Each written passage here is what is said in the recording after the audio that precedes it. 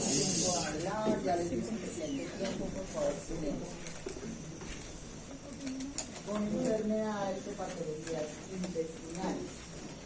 Ya dejamos el estómago y ya nos vamos a enfocar a la parte del intestino. Dentro de las enfermedades quirúrgicas, porque hay muchas enfermedades, pero solo vamos a mencionar la parte quirúrgica. Tenemos la enfermedad diverticular, que es una patología frecuente del intestino delgado y grueso. Entonces, los divertículos son como sacos o dedos de guante, así tal cual, más o menos los podemos referenciar, que se van a formar en la pared del intestino, pero estos puntos son unos puntos débiles para que se produzca esa dilatación. Entonces, la mayoría de los divertículos o las enfermedades diverticulares las podemos considerar generalmente o congénito o adquirido. Ahí ven la clasificación. El divertículo más frecuente congénito es el de Meckel, que es más frecuente en los pacientes pediátricos, y la mayoría de las veces cuando encontramos un divertículo de Meckel lo hacemos como un hallazgo incidental o accidental, como lo quieran llamar, es decir, que el paciente se opera por cualquier otra causa y generalmente se encuentra que además de eso pues va a tener un divertículo. Estos divertículos se pueden obstruir, se pueden perforar y pueden ser una urgencia quirúrgica. Si se encuentran de forma accidental hay que quitarlos, o los adquiridos también, que generalmente los más frecuentes es a nivel del colon. El Meckel se ubica a nivel del ilion distal, es la ubicación más frecuente. Y la parte de los divertículos adquiridos pues pueden ser por múltiples enfermedades degenerativas que hace que esa parte del colon se dilate y se produzca este tipo de afecciones a nivel de la pared. Entonces vamos a encontrar, esto es un divertículo, ¿sí?, como bolsitas salientes de las paredes del intestino, ya sea intestino delgado o grueso, dependiendo de la localización, o a nivel del colon. ¿Qué va a presentar el paciente? Son asintomáticos en la mayoría de los casos. O sea, acá vemos que el 95% es asintomático, es decir, que nosotros podríamos tener un divertículo, no dar sintomatología de obstrucción y no pasa nada. El problema es cuando los divertículos dan sintomatología. Entonces ahí pues ya se convierten en quirúrgicos. Se diagnostican de forma accidental, ya les había dicho. Y básicamente, ¿qué puede dar? Dispepsia y trastorno a nivel digestivo. Se puede inflamar la parte de la vía biliar y los conductos, puede dar colangitis, puede dar pancreatitis, y en forma ya más grave, entonces hablamos de las perforaciones hemorrágicas, que esto lleva al paciente a un tipo de peritonitis, que ya sería esta presentación grave. Entonces ahí pues el paciente ya es quirúrgico, ya nos toca operarlo, y en la mayoría de los casos hay que hacer resección y anastomosis primaria, que sería una indicación quirúrgica para hacer una resección intestinal. Anastomosando los segmentos que quedan. Por eso pues los vamos a considerar como patologías quirúrgicas, los divertículos perforados, no los divertículos asintomáticos, sino los que ya van a presentar sintomatología como tal, que sería el tratamiento, la resección quirúrgica de esas dilataciones. Los divertículos, si ya dan la sintomatología, entonces también se pueden evidenciar en un RX, se puede determinar las dilataciones que se pueden presentar en esas paredes, y con la clínica se puede diagnosticar. Entonces, como les decía, el más frecuente es el congénito, que es el divertículo de Meckel.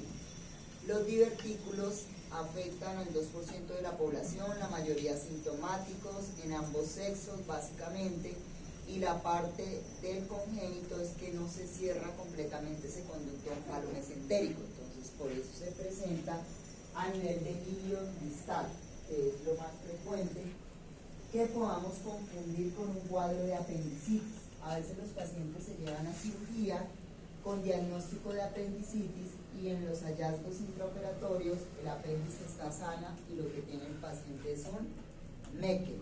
Entonces pues ahí sí los vamos a resecar, seccionar y los vamos a haciendo una anastomosis de lo que me queda. Entonces esto es un divertículo, ¿sí? Esto es una laparotomía, esta es la grasa de la pared abdominal, esta es la parte del ilion y este es el Meckel. ¿Listo? Entonces esa dilatación es la que tenemos que quitar en cirugía porque esto no puede quedar así. Entonces podemos resecar esta parte y hacemos la anastomosis de lo que me queda de forma terminal, que sería una indicación quirúrgica. Acá se ve mejor un dedo de guante o una saliente. Entonces esta dilatación se puede deformar, ¿sí? Se puede perforar y es lo que me va a dar una peritonitis en el paciente. Por eso los divertículos, cuando los localizamos, quitamos clamps con Rochester proximal distal, quitamos esta parte y hacemos línea de sutura terminal. ¿Listo? Entonces, bueno, esto ya lo habíamos mencionado, por eso es súper importante que si los encontramos no los vamos a dejar en el paciente, los tenemos que quitar, ¿sí? Si el paciente se llevó a cirugía por cuadro de apendicitis y tienes un Meckel, igual hay que quitarlo. ¿Por qué? Pues porque los pacientes después se van a complicar, entonces hacemos la resección quirúrgica. Cuando son del colon, que generalmente son los adquiridos, los más frecuentes que encontramos, básicamente son los congénitos y más en la población pediátrica. La parte adquirida ya es para pacientes ya mayores, el Meckel es para pacientes menores, ¿sí? Generalmente se diagnostican a temprana edad.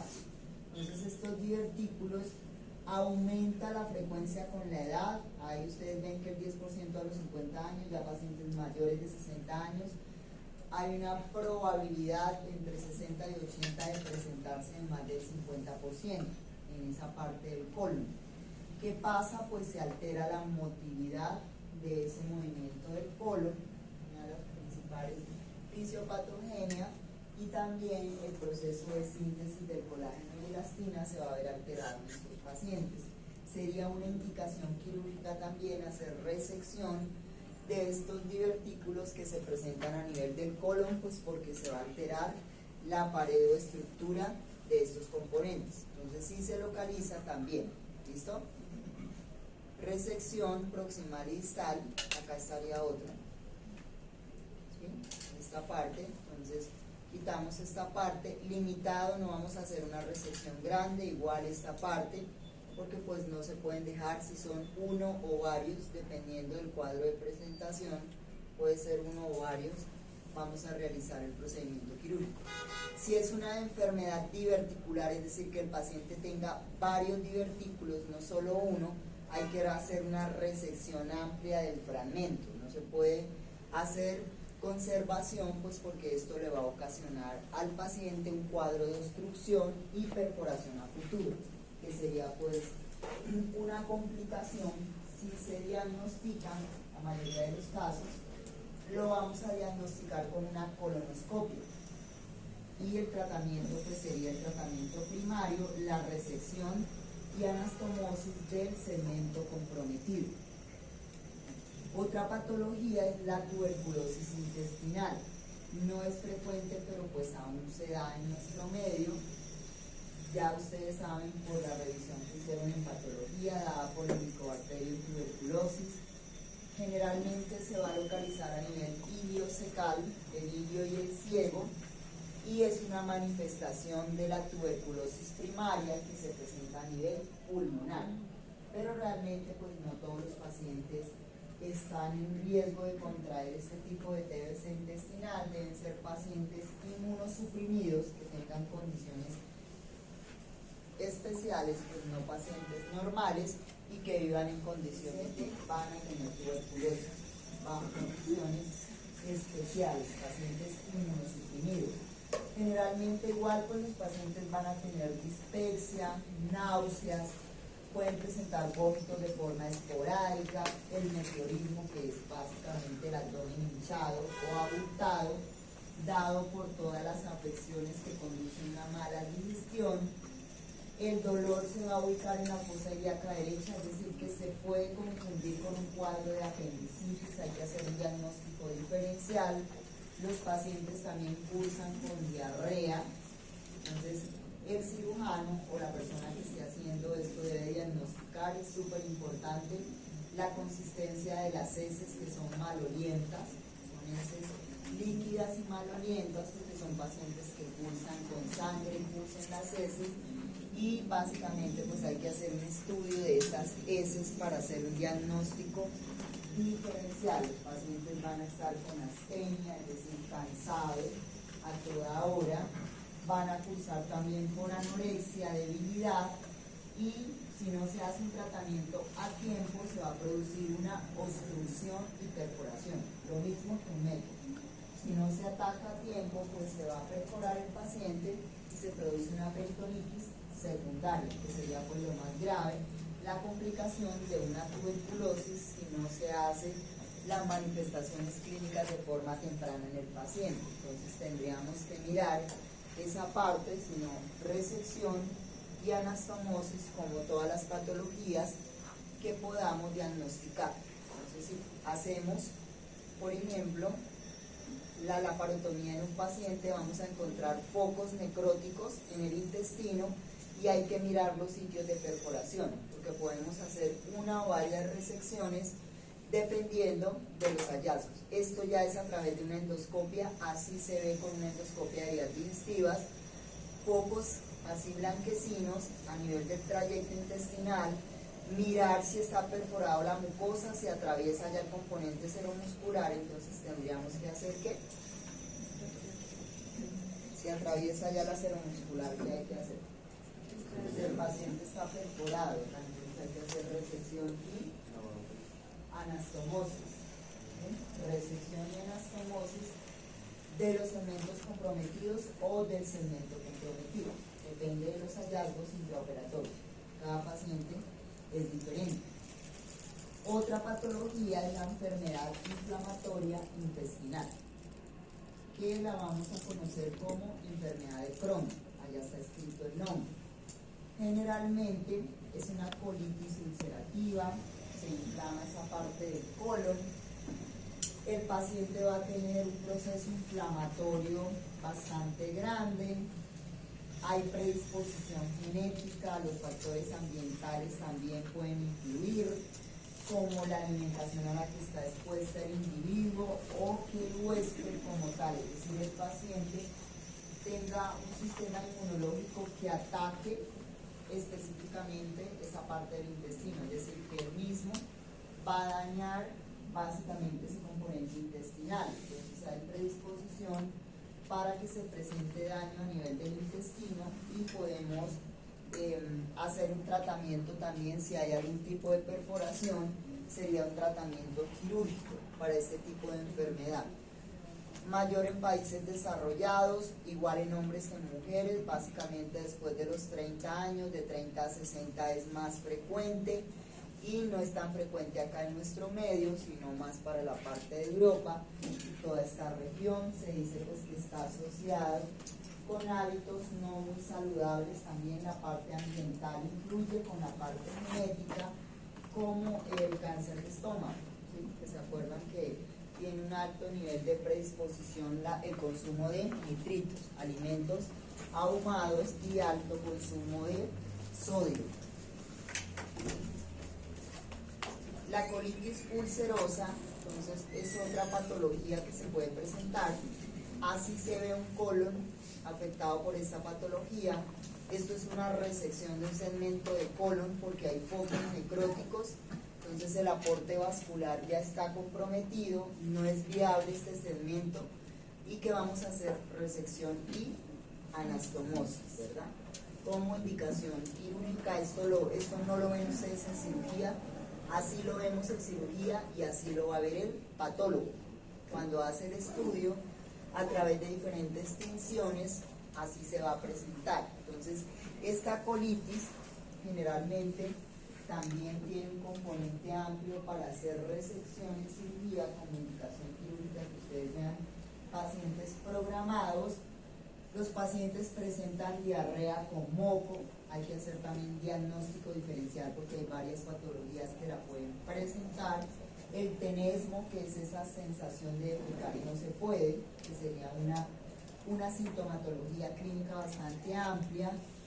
Manifestaciones extraintestinales, los pacientes pueden cursar con cuadros de artritis también, entonces estos pacientes también requieren la parte de ortopedia, descartar procesos infecciosos, y lo más recomendable para el diagnóstico certero es una colonoscopia. Con una colonoscopia y toma de biopsia se va a detectar que el paciente tiene esta colitis ulcerosa. Esto lo hace un gastroenterólogo, una colonoscopia bajo sedación en un consultorio, lo hace el gastroenterólogo, no necesita pasarse a salas de cirugía, generalmente lo hace un auxiliar de enfermería con la parte del gastroenterólogo. Entonces ahí se va a determinar la presencia de estos componentes. Así se ve una colonoscopia, es decir, la luz del colon. Cuando va pasando el colono se va determinando cómo están las paredes dilatadas. Entonces esto es predisposición para tener cáncer a futuro, es decir, que si no se trata, los pacientes pueden terminar con un CA. Aumenta la probabilidad de presentarla cuando aumentan los años.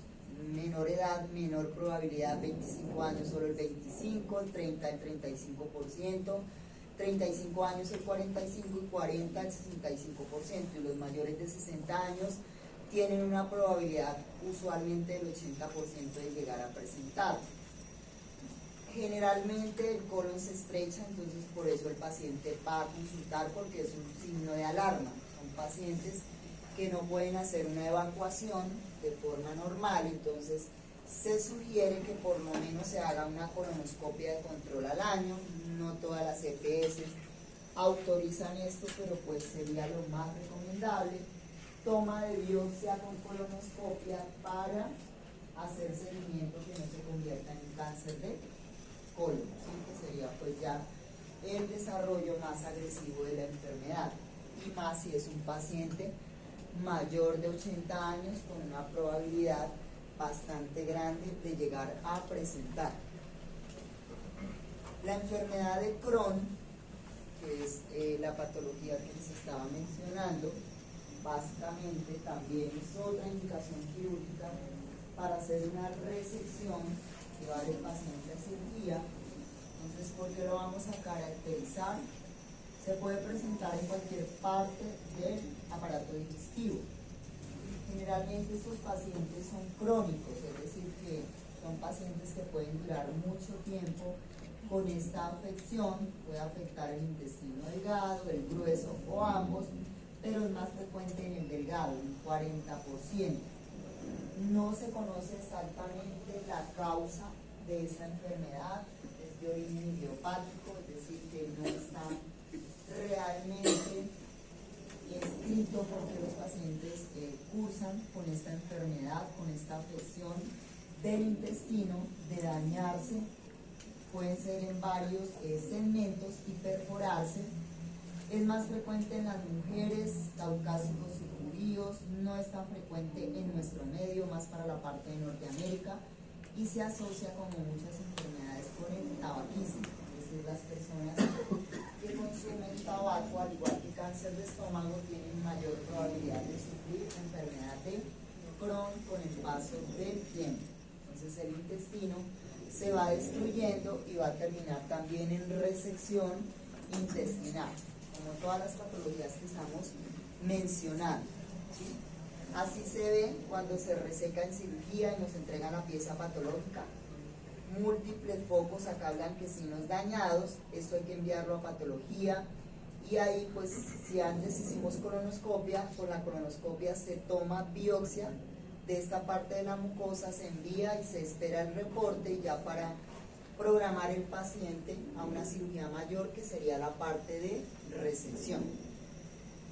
¿Qué mira cuando se hace el diagnóstico si lo ve medicina interna, la parte general? Dolor abdominal, diarrea y pérdida de peso. Esa es la triada frecuente en los pacientes con Crohn. Hay muchas enfermedades gastrointestinales que se asocian con esta triada, entonces por lo tanto pues hay que hacer un diagnóstico diferencial. El paciente tiene anorexia, fiebre con úlceras aftosas que no ceden, es bastante frecuente. También van a encontrar fisuras perianales, es decir, que a nivel del orificio anal es frecuente que los pacientes consulten por estas fisuras que no ceden al tratamiento, por ejemplo, con corticoides. Entonces son pacientes que hay que hacerles estudio y relacionarlos con la enfermedad de Crohn. Entonces, como los demás, aumenta el riesgo de presentar cáncer colorectal. En la etapa ya crónica de esta enfermedad, el paciente se puede perforar y la perforación que da peritonitis, ¿verdad? Abscesos intraabdominales, que hace referencia a una peritonitis secundaria a la perforación de este componente, que sería algo grave pues para el paciente. Ya sería un manejo que requiere UCI, aparte de hacer la resección y determinar pues que el paciente salga a mayor edad, pues menor probabilidad de no complicarse, la mayoría se complica, entonces por eso hay que atacarlo de forma temprana.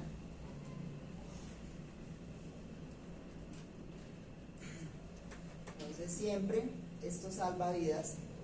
Si vamos a hacer una endoscopia por la boca acompañado con una colonoscopia por el colon, se puede evidenciar por la parte superior qué segmentos del intestino delgado están comprometidos y por la parte del recto qué segmentos del colon están comprometidos. Entonces es súper importante realizar este seguimiento. Si requiere un TAC también se realiza como método para que se tenga un apoyo, no solo la clínica sino la parte diagnóstica. Entonces si se obstruye puede haber un absceso, fístulas, el colon se puede dilatar, por eso se llama megacolon tóxico, porque hay una dilatación exagerada del colon y todas las toxinas que están presentes en el colon ahí va a estar en esta enfermedad. Entonces le da al paciente una colitis, sangrado masivo, son pacientes que consultan por sangrados que no ceden y básicamente pues terminan con un cáncer. Varios episodios, hay que hacer rápidamente la intervención pues para evitar que el paciente, dependiendo del tipo de consulta o de los años ya que lleve con esta afección, que pase inadvertido o simplemente pues porque no consultó a tiempo, determinar con un diagnóstico diferencial si ya el paciente de pronto tiene un cáncer, que sería bastante frecuente. ¿Sí? Dentro de los tumores del intestino delgado, que también es otra indicación quirúrgica, depende pues de cómo se estén presentando, podemos tener los pólipos también acá hiperplásicos a nivel del intestino. Generalmente son de componente benigno, no son patologías malignas, es decir que un paciente con pólipo se le puede hacer la resección y no va a tener grado de malignidad, pero hay que quitarlo porque también se puede obstruir y se puede perforar. Ese es el problema con los tumores, así sean benignos. Los adenomas, que ahí está la imagen al lado izquierdo de un adenoma, básicamente también son de bajo grado de malignidad, pero siempre la indicación es seccionar y hacer anastomosis. No son tan frecuentes, pero también pueden estar presentes como indicación quirúrgica para hacer una resección de un componente del intestino. Otro sería el adenoma velloso, que también se puede presentar. Entonces hay que hacer la resección de este segmento comprometido y anastomosis término terminal de lo que me quede. No podemos dejar esos fragmentos porque pues igual los adenomas vellosos con el tiempo tienden a ser predisponentes para un cáncer, porque esos sí tienen alta relación con un cáncer. Entonces por eso los vamos a resecar. Los pólipos o la poliposis adenomatosa familiar, que es otra indicación quirúrgica para hacer una resección. Básicamente pues esta enfermedad se relaciona con el síndrome autosómico dominante en un 99%, es decir, con un defecto genético que se puede evidenciar Las familias de afectados tienen un riesgo de un 50%, es decir, que en el componente familiar lo padecen, ese es el riesgo de seguirlo presentando, y se puede asociar con otras neoplasias gastrointestinales. Por lo tanto, si se encuentra un adenoma o polipomatosis, hay que enviar eso a estudio para descartar, hacer un seguimiento en el paciente, resecar ese segmento comprometido, pues, para aumentar la expectativa de vida del paciente, más si existe predisposición familiar, porque pues hablamos que básicamente está asociado con otras neoplasias gastrointestinales, por eso hay que hacer un estudio rápido. Así se determina cuando lo resecamos en cirugía, así se determina básicamente por una endoscopia, entonces hay que enviarlos a patología y hacer un estudio temprano para hacer un tratamiento importante. Otra patología es el cáncer de colon. Entonces es muy importante también dentro de las patologías que se presentan a nivel del intestino. Es la primera neoplasia maligna del aparato gastrointestinal, la segunda causa de muerte a nivel mundial, también asociada con la parte del estómago.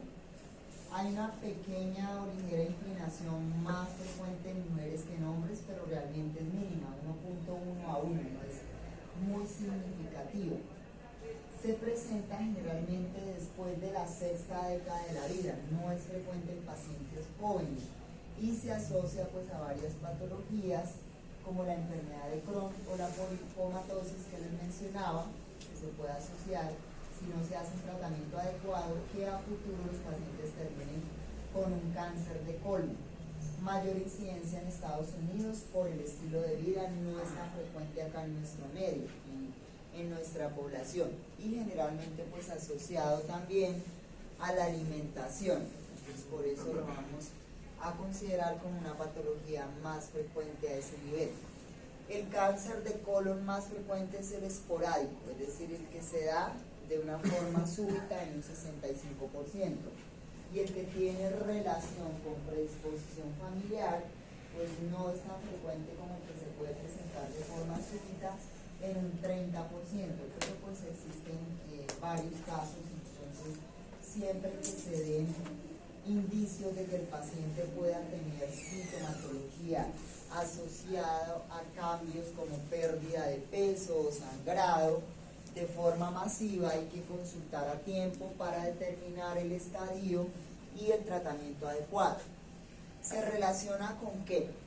La fibra dietética, lo que consumen las personas, pobre, carne y grasas saturadas bastante elevadas, déficit de calcio, vitamina A, D y E también, al consumo de ASAs, analgésicos antiinflamatorios no esteroides, alcohol y tabaquismo, el sedentarismo, pues porque el intestino se vuelve lento, a la diabetes mellitus también se puede asociar. Entonces tiene varios factores para que se presente, simplemente pues que el paciente pasa inadvertido y no consulta cuando aparece esa sintomatología, más que existe predisposición a estos factores. Entonces siempre pues hacer el seguimiento importante para que se consulten de forma temprana. Siempre el mayor exponente es el alcohol, el tabaquismo y el sedentarismo. Factores de riesgo intrínsecos, pues habíamos dicho como los pólipos o la historia familiar que es predisponente, la enfermedad de Crohn también, o si el paciente, por ejemplo, sometido a radiaciones abdominales, pacientes que se someten a este tipo de exposición pueden estar en riesgo también de contraer un cáncer de colon a futuro. Entonces, por eso pues siempre se consulta y lo primero que se manda o se sugiere es una colonoscopia con toma de biopsia. Siempre se debe hacer de forma temprana para hacer el diagnóstico diferencial y pues saber qué tipo de patología, o si solo son pólipos, o si es una enfermedad de Crohn, una enfermedad inflamatoria, o simplemente es un proceso asociado benigno, algún tipo de tumor diferente al cáncer de colon. Entonces es súper importante la parte de la consulta. Entonces esto es un cáncer de colon. con bordes salientes, por eso se llama exofítico, crece hacia afuera. Hay que resecar todo el segmento y o se puede abocar el colon, es decir, hacer colostomía, o se puede hacer anastomosis de lo que me queda, eso es dependiendo específicamente de los hallazgos. Variedad ulcerada, entonces ya no crece hacia afuera, sino se erosiona la mucosa, y esto hace que básicamente yo tenga que hacer resección y anastomosis de lo que me queda. O variedad anular, ¿sí? Se estrecha o se disminuye y toma la luz de ese componente del colon como si fuera un rodete en forma de anillo. No hay paso adecuado, por lo tanto también hay que hacer resección y anastomosis de lo que me queda. ¿Dónde se va a localizar con mayor frecuencia el cáncer de colon? Entonces generalmente vamos a encontrar en el sigmoide un 23 a un 25%, acá a este nivel, en el recto un 18%, en la parte del ciego un 17%, ascendente un 12%, transverso un 13%. Entonces, siendo esta parte del sigmoide el que más se afecta cuando los pacientes presentan cáncer de colon.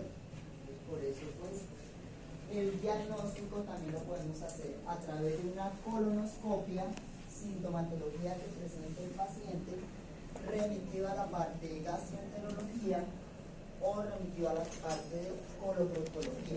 Depende, pues, de la consideración de la persona que realice la resección de ese paciente para determinar el estadio en el que se encuentra y cuál es el tratamiento más adecuado para estos pacientes que cursan con el cáncer de colon. Puede terminar en una hemicolectomía, es decir, yo puedo quitar un pedazo del colon. Si quito, por ejemplo, el descendente, hago una hemicolectomía. Si quito todo, haría una colectomía total, que podría ser, ¿sí? ¿Por dónde se va a diseminar este cáncer? ¿Linfático, hematógeno o por contigüidad? Depende. Entonces, depende de la vía. Hablamos que existen estas posibilidades para que se disemine y afecte otros órganos. Síntomas inespecíficos, es decir, que tienen comienzo insidioso, al principio que se puede confundir con otro tipo de patologías, no es muy claro. Ya cuando está en estadio 4, es decir, en estadio avanzado, el 20% de los pacientes es que van a presentar estos síntomas, como que básicamente pues van a presentar disconfort abdominal, van a presentar sangrado, trastorno a nivel evacuatorio porque generalmente afecta a nivel de la parte del sigmoide, y si es a nivel proximal, generalmente sus pacientes van a tener anemia o masa palpable, por eso también van a consultar. Entonces, todos los síntomas gastrointestinales, los antecedentes familiares, al examen físico, la masa palpable en el abdomen, y adicionalmente hay que hacer un tacto rectal, porque los más frecuentes son los del sigmoide. Entonces, se hace un tacto rectal junto con la colonoscopia para hacer el diagnóstico de esto. Esto es una colonoscopia que salva vidas igual. Entonces, con el colonoscopio yo puedo tomar biopsia de estos segmentos y hacer específicamente el diagnóstico y llevar pues el paciente posteriormente a cirugía. Otra indicación quirúrgica para realizar resecciones intestinales es el trauma que puede llegar a presentar el paciente. Entonces, puede ser un trauma penetrante por herida, ya sea por arma de fuego o arma blanca, que perfore específicamente las paredes intestinales, cuáles, pues dependiendo de la localización de la lesión, puede ser intestino delgado o grueso. Hay que llevar el paciente a cirugía si es quirúrgico, es decir, si atraviesa los componentes de la pared, y hacer resecciones amplias, pues eso corresponde ya a la parte de pacientes con trauma, o puede ser un traumatismo cerrado, choque, usualmente por accidente automovilístico, que lleve el paciente a hacer una resección. Linfadenitis mesentérica es otra patología, bueno, no es quirúrgica, realmente uno no opera al paciente porque se le inflaman los ganglios, pero pues hay pacientes que se llevan a cirugía porque tienen los ganglios inflamados, ganglios intraabdominales que dan una sintomatología muy parecida a un cuadro de apendicitis. Entonces son pacientes que llegan con dolor en la fosa ilíaca derecha, pacientes con fiebre, aparte de eso pues tienen faringoamigdalitis, entonces no es muy claro que está asociado con infecciones respiratorias y esto afecta más a pacientes jóvenes. Se lleva al paciente a cirugía, se mira que la apéndice está sana, pero pues igual ya lo llevamos a cirugía y no tenía nada, sino era inflamado los ganglios, por eso se llama linfadenitis, porque es inflamación de los ganglios a nivel del mesenterio, pero pues ya se operó, no hay nada que hacer. Oclusión de la arteria mesentérica superior generalmente, entonces esta arteria se puede ocluir, se puede cerrar el aporte vascular. ¿Por qué se puede ocluir? Por un trauma o por arteriosclerosis, es decir, los pacientes que consumen de forma excesiva grasa, esa grasa se va a las paredes de la arteria, la puede obstruir y entonces pues como la mesentérica es una estructura que irriga parte del intestino, la principal irrigación básicamente, entonces el paciente puede dar, si no hay aporte vascular en el intestino, ¿qué puede pasar a un segmento? Pues se necrosa, ¿verdad? Entonces hay isquemia, ahí dice isquemia, si hay isquemia se puede perforar, y si se perfora hay peritonitis. Entonces, ¿a quién le da este tipo de oclusión de la mesentérica? Usualmente a los pacientes ancianos, mayores de 60 años, hipertensos con isquemia cerebral coronaria, los abuelitos son los que están más expuestos a este tipo de patologías y generalmente es muy difícil que sobrevivan. La mayoría de los pacientes se mueren porque pues es un diagnóstico difícil y de un desenlace no muy agradable. Son pacientes que van a la UCI y que tienen muy mal pronóstico, básicamente. Otra patología es el vólvulo. Un vólvulo es cuando el intestino se tuerce sobre su aporte vascular. Se tuerce sobre la parte del mesenterio. A eso hacemos referencia a los vólvulos. Entonces, básicamente, si se tuerce el intestino es algo muy grave, ¿verdad? ¿Por qué? Porque el aporte vascular está comprometido. Entonces, son pacientes que generalmente el peritoneo, Bridas hace referencia a bandas de peritoneo que hace que el intestino se tuerza. Si hay obstrucción, pues no hay irrigación, ¿verdad? No hay irrigación, hay necrosis porque los vasos sanguíneos están comprometidos. ¿Qué hacemos en un vólvulo? Lo importante es rápidamente desentorchar el intestino que está sufriendo. ¿Sí? Acá estaría el vólvulo, entonces hay que rápidamente devolver el intestino para tratar de salvar esa asa y que el aporte vascular pues deje de estar sufriendo y no se necrose. Si ya el paciente de pronto se diagnostica de forma tardía, ya está muerto, no hay nada que hacer, lo que debemos hacer es resección y anastomosis. ¿Listo? Tenemos acá esta imagen pues para determinar, este es el recto, cuáles son las patologías que pueden afectar a la parte del recto. Esta es la línea dentada del ano, esto sería la parte del ano. Acá estarían los vasos hemorroidales, acá estarían los músculos elevadores del ano, ¿sí? Las válvulas como tal.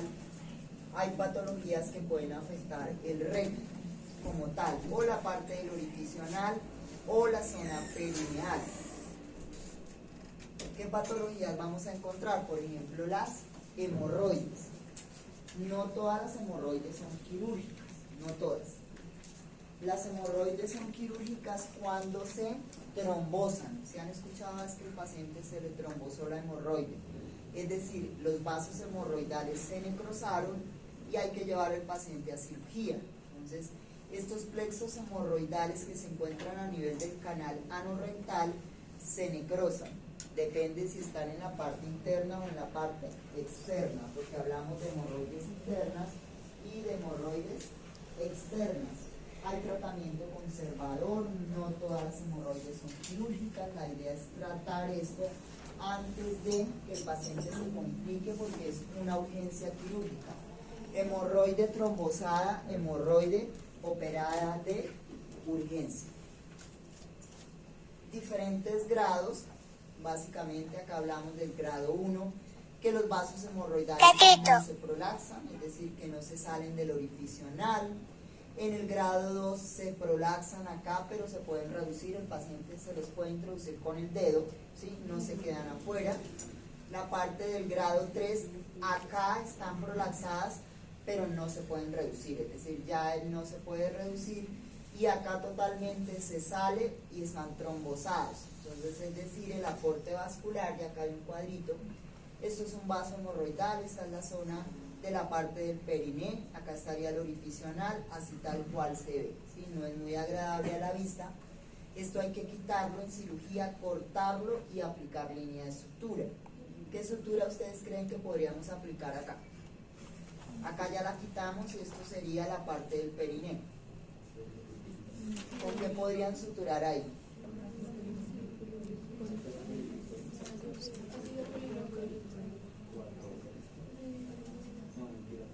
¿Quién da más? ¿Quién da menos? Problemas de agresiva. Por eso es que se imagina el que cortan que nacen en la cola problemas ácido poliglicólico, pero lo deben pasar lubricado, dice. O es otra opción, o si lo traen de ácido poliglicólico, hay otra sutura súper para eso. No, no coloquen monofilamentos, los monofilamentos pican en la cola, no estoy hablando de la cola o estoy hablando de la vagina, pican porque los monofilamentos son rígidos. ¿Qué otra sutura? Orgánica, un cable, un cromado, no importa que sea monofilamento, pero es una sutura orgánica. Entonces, lo ideal para las hemorroides sería cálculo cromado, 3 ceros lubricado, siempre lo van a lubricar porque generalmente pues eso se cae, así como en las encías se cae pues, por la zona perineal, entonces es una zona que cicatriza rápidamente. ¿Listo? ¿Por qué puede dar hemorroides? Ahí está, por no consumir fibra en la alimentación, es súper importante. Los famosos baños de asiento que se hacen, esos baños que usan las parteras y demás, que colocan un recipiente con un poco de plantas para que tengan mayor fluido la parte vaginal y demás, o sea, ahí están los baños, eso es un baño de asiento, ¿sí? Cosas locas que se inventan. Estreñimiento, ¿sí? Si uno hace fuerza para defecar, ¿qué pasa? Pues con el paso del tiempo los vasos hemorroidales se dilatan y se pueden trombosar. ¿Por qué? Por una ingesta inadecuada de fibra. Por eso las personas que tienen estreñimiento crónico, el tratamiento debe ser súper importante con la dieta y consultar a tiempo, porque si no van a terminar con hemorroides allá en la colita. La diarrea también, las personas que tienen diarrea crónica, porque hay enfermedades que tienen predisposición, ahí también. El embarazo, el peso del útero del bebé hace que se ejerza peso sobre los vasos hemorroidales y pues las mujeres estamos expuestas a eso. Por eso hay mujeres que durante el embarazo pulsan con hemorroides, ¿listo? Pero que ceden ya cuando el embarazo pasa, pues por el peso del bebé. La citis, acumulación o aumento de líquido peritoneal, las personas que tienen un perímetro gigante, puede ser por enfermedades hepáticas. No, yo no. Pues tú tienes el perímetro grande, pero debe ser de grasita, no así. Estaría.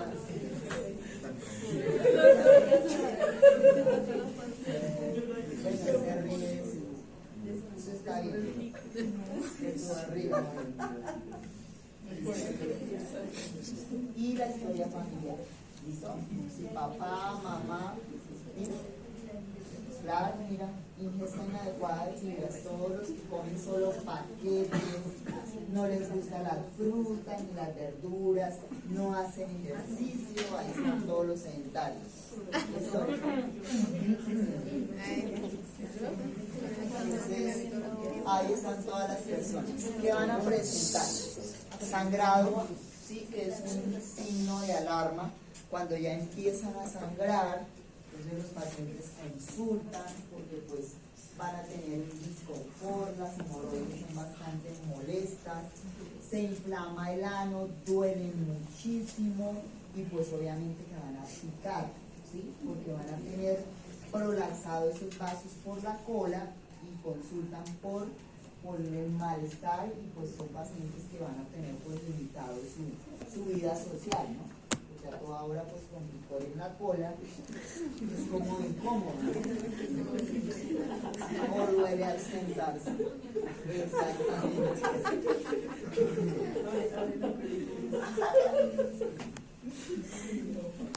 Clasificación, ¿no? Entonces la línea pectínea o la línea dentada es lo que los va a clasificar.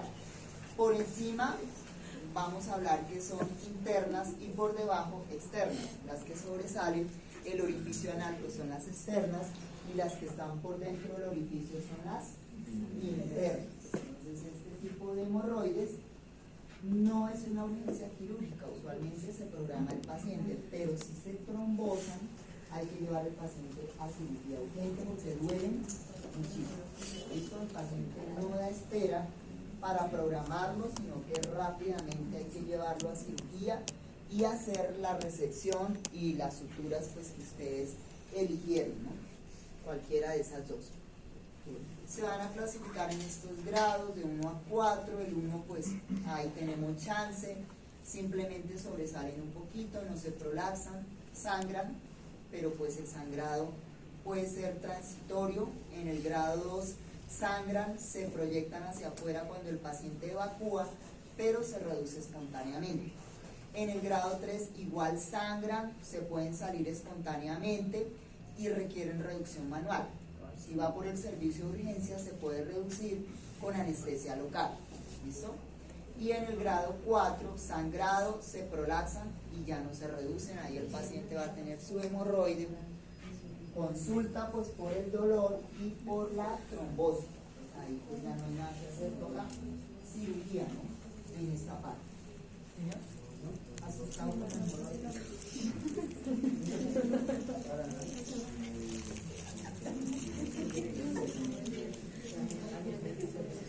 Ya vamos a acabar, tranquilos. No se preocupen. ¿Listo? Los grados que les había mencionado, súper lindas, hermosas.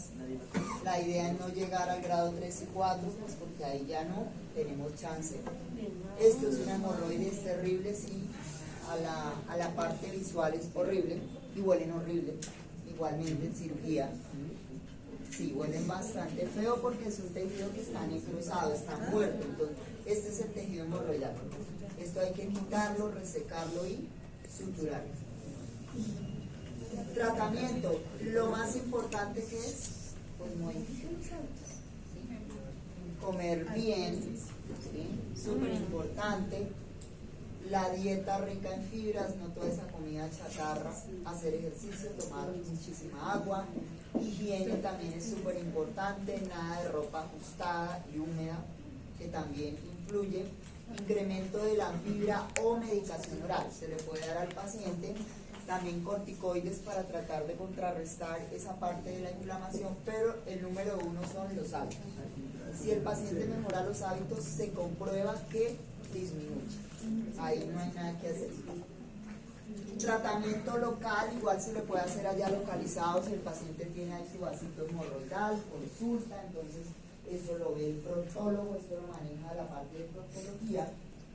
Se le puede aplicar, hay corticoides de forma local en el vaso hemorroidal, disminuye el dolor y la inflamación, pero pues no puede ser crónico, ¿no? Solo es algo pasajero, como tratamiento conservador. Si le duele, pues se puede aplicar lidocaína jalea, aplicar ahí para el dolor de forma local, la que usamos en cirugía para lubricar. ¿Qué pasó, señor Jonathan? ¿Qué está diciendo? Que se está riendo. Y lo último sería la resección. Que pues ahí es donde intervenimos nosotros, pero pues la idea es que el paciente se ataque antes de llegar a la parte, porque pues también da como pena, ¿no? Llegar allá uno en posición de crash que una baja sevillana al quirófano. ¿Sí? ¿Saben cuál es la posición de crash, verdad? Entorno quirúrgico y bioseguridad, ¿saben cuál es? ¿Cuál es?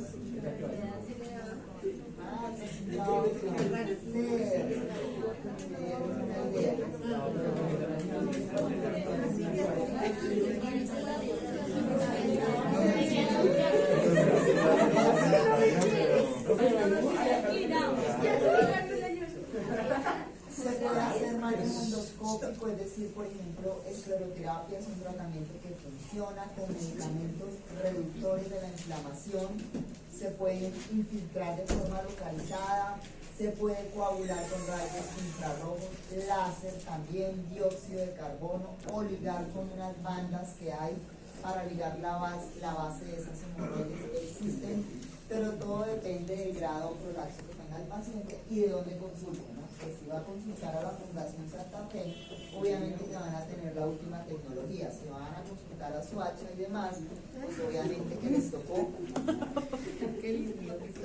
cirugía y línea de sutura. ¿Listo? Entonces, siempre, ¿por qué? Pues porque esto duele, necrosado, trombosado, y además que es muy doloroso. Como cuando las quitamos, mira, así queda la colita, pero hay que suturar. Entonces, sí, hospital público.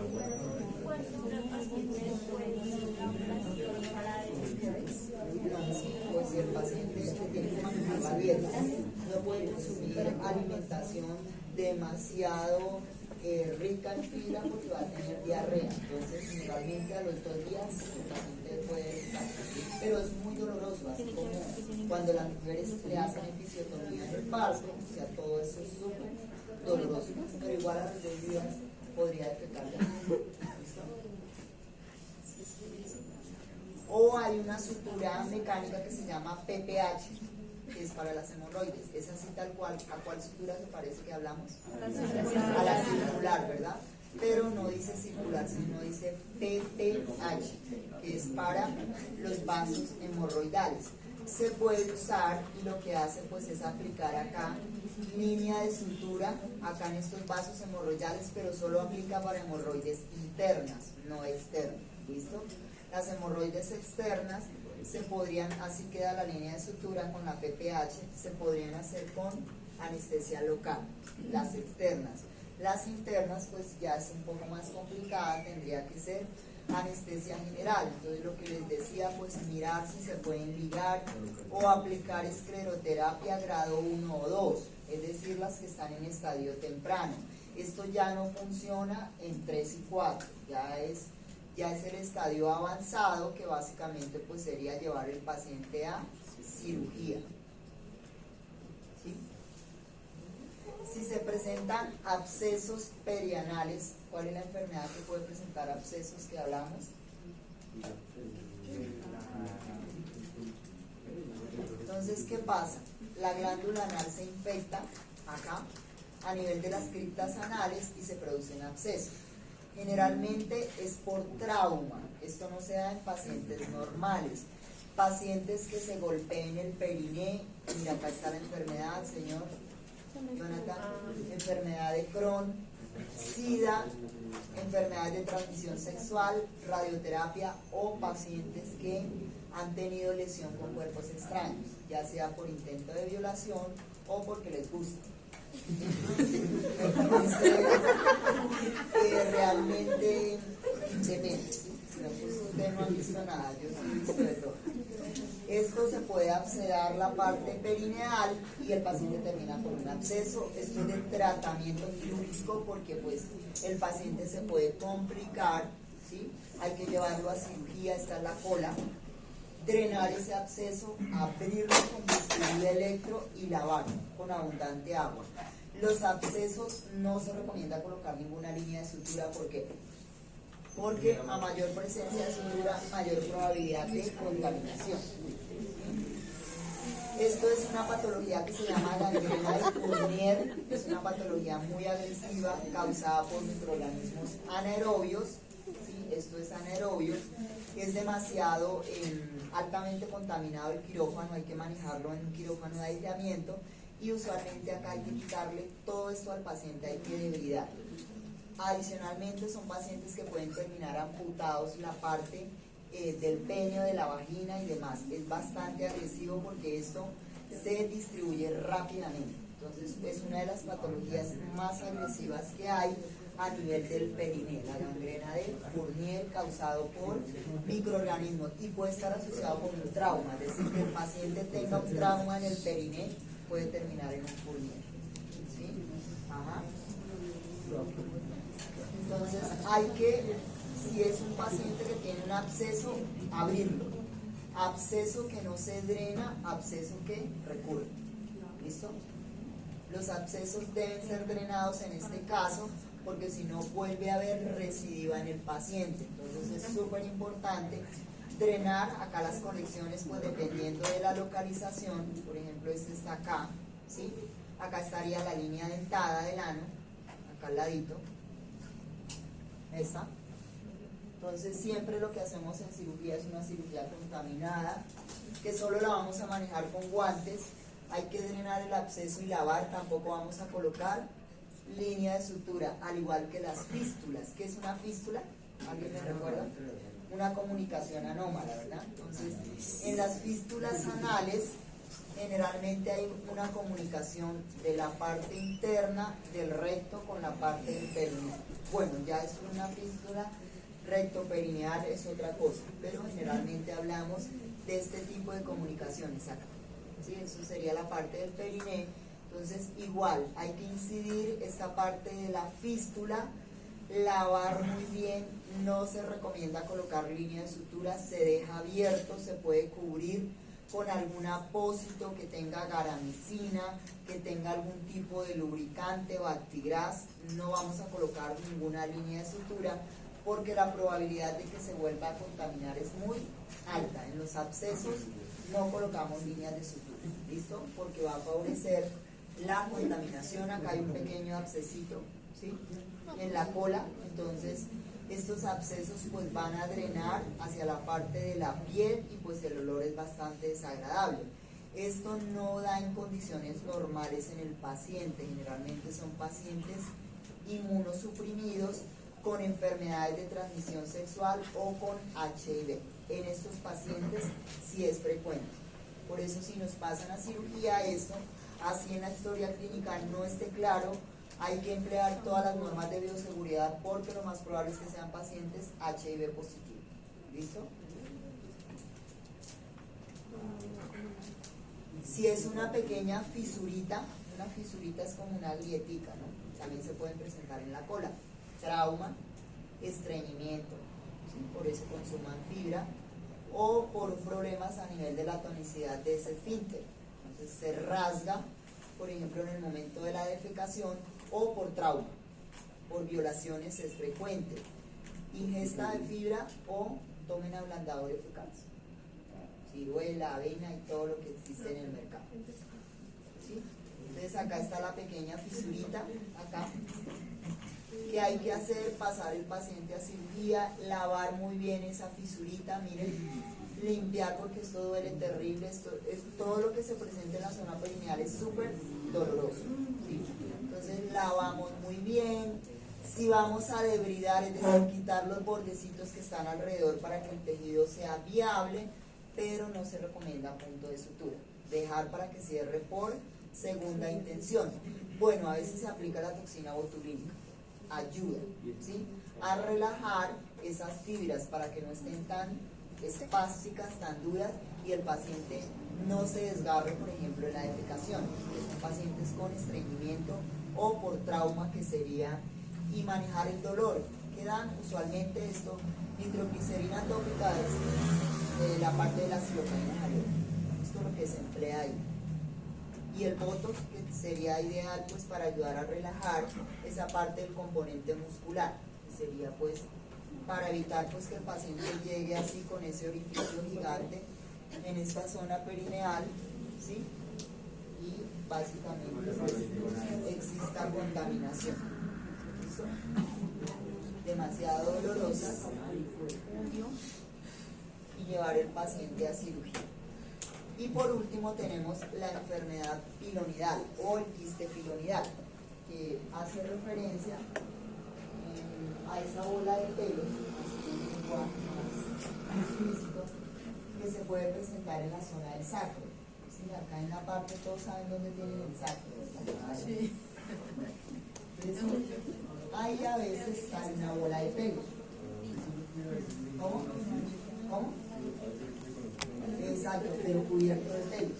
Es una pelotita llena de pelos que básicamente se da en la región del sacro o en medio de los glúteos. Esto es un defecto, los pelos no salen, sino se quedan atrapados, se incrustan por debajo de la piel, se infecta, se llena de pus. Es frecuente en quienes, en personas blancas, o sea que yo no sé tampoco, pero en los velludos es muy frecuente.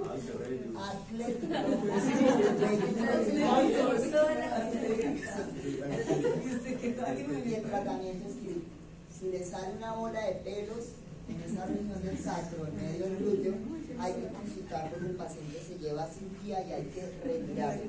No se sutura, se quita esa bolita de pelos porque eso está lleno de pus, se drena y lo dejamos así. Tiene un dolor muy grande. Si ven la cola peludita, es frecuente en colas peludas, no en hombres lampiños, no se preocupen. Y atléticos, ¿no? O sea, musculosos. Y básicamente llevamos a cirugía, incidimos y se drena el absceso. No se hace nada más, se lava, no vamos a pasar puntos, nada, porque es una cirugía contaminada. ¿Listo? Ahí no van a aplicar ninguna línea de sutura. Son patologías que se pueden presentar en este tipo de pacientes. ¿Qué? ¿De qué? No.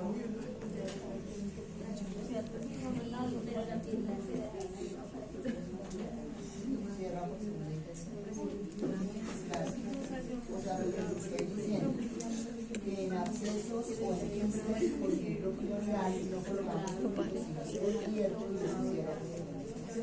Ahí el periodo de granulación actúa, toda la reacción inflamatoria y se va formando la costilla hasta que sale. ¿Por qué? Porque si yo aplico una línea de sutura, ¿qué es una sutura ahí?